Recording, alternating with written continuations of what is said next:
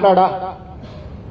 నేను వ్యూహాత్మకంగా ఎత్తుగడలతోని మనకు రావాల్సిన ప్రతి చుక్క నీటి హక్కులను నేను కాపాడుకునే బాధ్యత మేమందరం తీసుకుంటాం. ఉత్తమ్ కుమార్ రెడ్డి గారు, నేను నిరంతరం.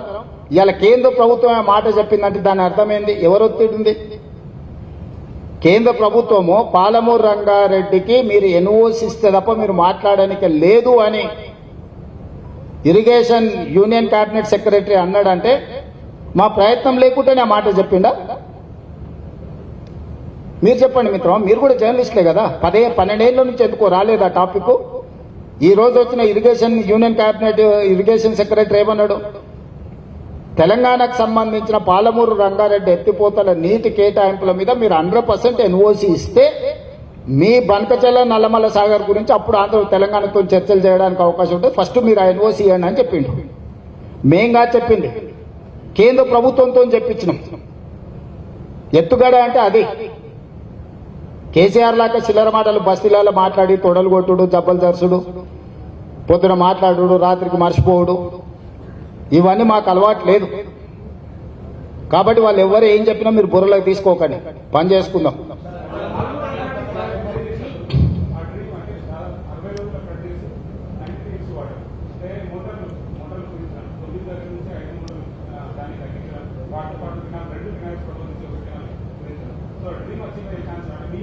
చేస్తాం, లేదు ఇప్పుడు అన్నీ చేస్తాం. 10 పంపులు రన్ చేస్తాం, 2 TMC రన్ చేస్తాం, ట్విన్ టన్నెల్స్ని కంప్లీట్ చేస్తాం. కర్వేన కానీ ఉదండాపూర్ కానీ అన్ని రిజర్వాయర్లు ఎన్ని ఉన్నాయో అన్నిటినీ క్లియర్ చేస్తాం. 90 TMCలకి నీటి కేటాయింపులను కూడా తీసుకొస్తాం. 6 నెలల సమయం ఇవ్వండి, మాక్సిమం సమస్యల్ని పరిష్కరిస్తా. డిసెంబర్ లోపల మెజారిటీ ఇష్యూస్ మన జిల్లాలో కృష్ణానది మీద ఉన్న సమస్యల్ని చర్చల ద్వారా పరిష్కరిస్తా. చిల్లర మాటకు మా ప్రభుత్వంలో తావు లేదు. ఎవరు ఏమన్నా అనుకోని పరిష్కారం కోసం ఆఖరి నిమిషం వరకు ప్రయత్నం చేస్తాం.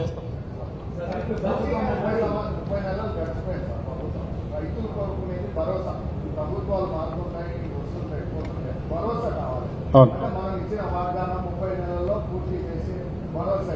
ఇంకొకటి అంచనా వ్యయం పెరుగుతుంది.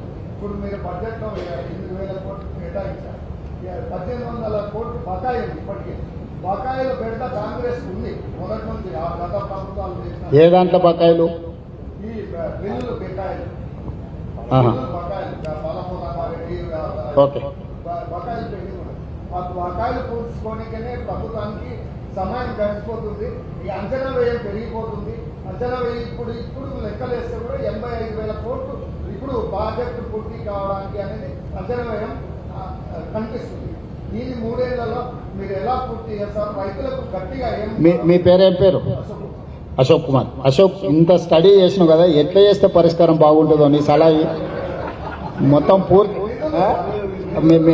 మీ అడ్వైస్ ప్రకారమే ముందుకెళ్దాము. అదే ఎట్లా చేద్దామో. ఇప్పుడు మన జిల్లా గురించి సంపూర్ణమైన అవగాహన ఉన్నది. ఇంత లోతుగా స్టడీ చేసినావు కదా, నువ్వు ఇచ్చే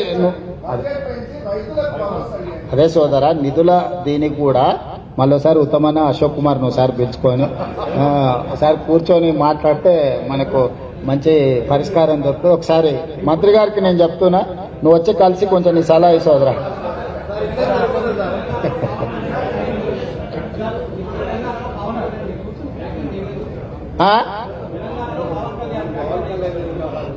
పవన్ కళ్యాణ్ గారు మా ప్రశ్నించారు, పొన్నం ప్రభాకర్ గారు జవాబు చెప్పారు. ఇక మన ఇద్దరికి ఎందుకు శ్రమ?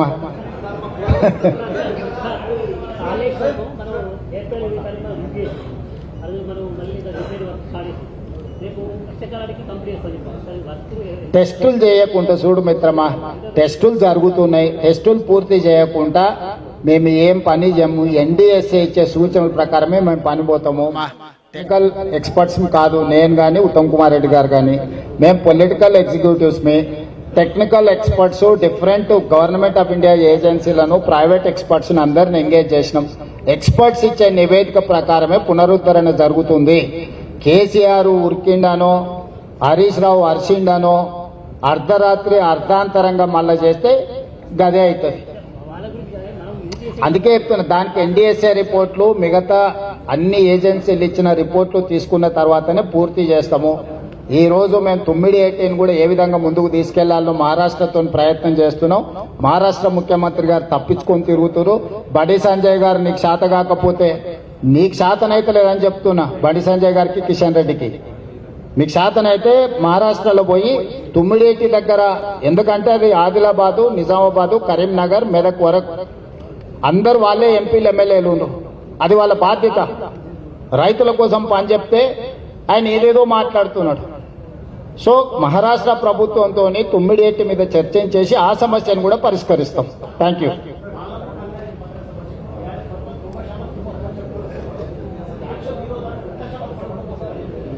ఇప్పుడున్న దాని ప్రకారం 50-52% పనులైనాయి.